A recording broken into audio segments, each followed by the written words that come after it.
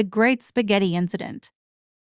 In the small town of Noodleville, everyone knew Mrs. Jenkins for her legendary spaghetti dinners.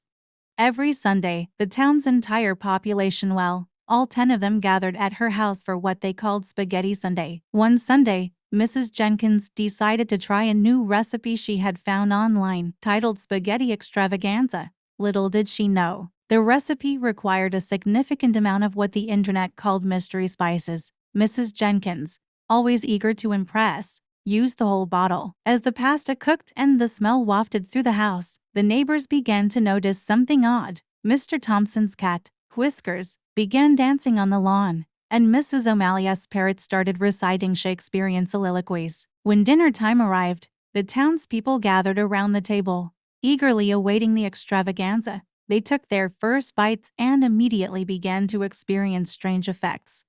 Old Mr. Simmons began speaking in rhymes, while the Johnson twins started acting out scenes from their favorite action movies. Just when things seemed to be reaching peak chaos, Mrs. Jenkins' grandson, Timmy, came running into the room with a wild look in his eyes. "Grandma, you're not going to believe it. The spaghettis turned into a real-life magic show. The forks are juggling themselves." Realizing her mistake, Mrs. Jenkins quickly took action. She grabbed a jar of plain spaghetti sauce and announced, "Dinner's canceled. Who's up for pizza?" The townspeople, though slightly disoriented, cheered. And from that day on, Spaghetti Sunday was celebrated with plain noodles and a pizza delivery. While the legend of the spaghetti that turned the town into a circus became a favorite story for years to come.